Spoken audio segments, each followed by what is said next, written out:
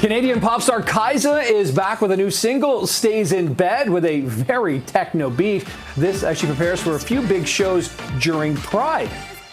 And we'd like to welcome back Kiesza to CP24 Breakfast. Kiesza, it's been a while. So great to see you again. The name of your song, Stays in Bed, that's one I want to do every morning when my alarm goes off. But this type of Stays in Bed is more like what happens in bed stays in bed. It's such a sexy beat. And I love that you made this in your Toronto studio. So talk about the inception, how the idea came up for this song. This is a really cool process. Actually, the DJ Sammy Vergy, who I'm a huge fan of, sent over the piano riff as an idea, and I fell in love with it. And I've always wanted to do a track where I was just whispering on the whole track and just like super sexy. So it just felt like the right one. And I honestly practically freestyled the whole thing. I just picked up the mic and was like, oh, what?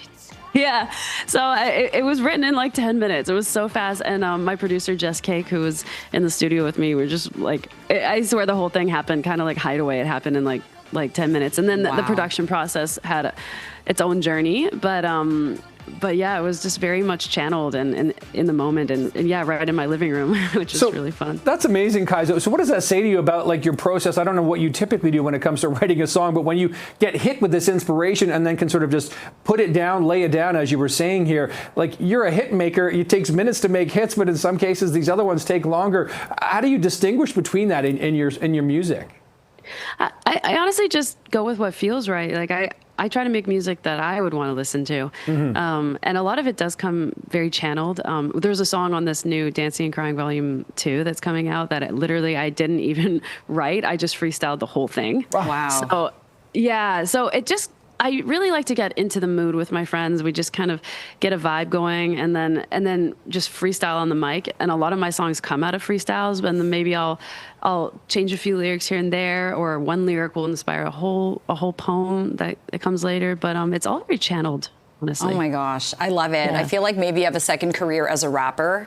You know, give Eminem a run for his money with the freestyle. I have tracks. I have rapped on rappers' tracks. They haven't released them yet, but there are tracks with me rapping lying around there somewhere. Oh my gosh, that's amazing. Kiesza, so you're performing Pride Month, June 27th at Nathan Phillips Square. What are you most excited for about coming, to Toronto to release your new music to the stage of all these fans waiting to see you here? I'm just excited. I mean, I'm actually in Toronto right now, and it's just Pride is a celebration of feeling comfortable expressing your authenticity, and the LGBTQ community is like one of my biggest fan bases, but also some of my closest friends. So I'm really just going to be partying and hanging out and performing with literal friends of mine and celebrating just the joy of being who you are and not being afraid to hide that. So it's always one of my favorite times of year. Yeah. And you just mentioned, not hiding anything. Hideaway, it's hard to believe. I just looked it up. Came out in 2014, Kiesza. I didn't realize it had been that long. 11 years ago. When you look at your career there, I mean, did you ever see yourself exploding like this? No, I thought I was going to be a songwriter behind the scenes. That was my original plan.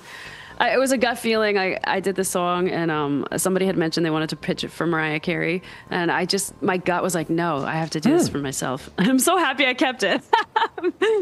But yeah, it just it's kind of been very spontaneous, like a snowball. I just kind of went on a gut feeling, and then it's all kind of just grown from there. And it's obviously been a lot of challenges along the way. And now that I'm an independent artist, it's a whole other journey. But I've been very grateful for my path. Yeah, absolutely. Especially after that, horrifying 2017 accident where, you suffered some brain injuries. I'm so glad that you're back. You're making new music. Thank you. So this track, Stays in Bed, is part of your Dancing and Crying Volume 2. I got to ask about the title. I know you're a dancer. You've got great moves, as we've seen in the videos and on stage. But why dancing and crying? Is it crying tears of joy? What type of crying is it?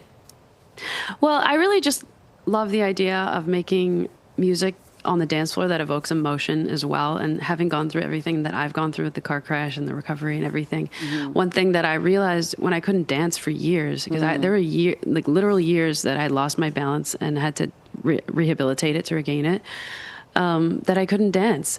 And the closest feeling I got to the feeling after I left a dance floor was crying. Wow. There's just something very authentic about crying and authentic about dancing, where it's a very truthful expression of the body, just moving, just being visceral. And after you have a good cry, it feels really good, and that's the same as a good dance. You're not really thinking, you're thoughtless, and your body's just moving and sort of letting go of trauma and emotions as you dance or as you cry. So crying became my dancing for quite a few years until I was able to get back on the dance floor. And now that I can, I'm going hard. Dancing and crying. Well, Kiesza, listen, it's good to see you smiling, and I'm sure your fans are looking forward to all that authenticity that you bring. Unfortunately, we're right out of time here for CP24 Breakfast this Friday. Good luck at the show coming up on Pride Weekend. Thanks so much. Yeah, and your North American tour as well. You're going to be a busy woman this summer, so good luck, and we hope to chat with you soon. Thanks, Kiesza. Thanks, Kiesza. Thank you. Take care.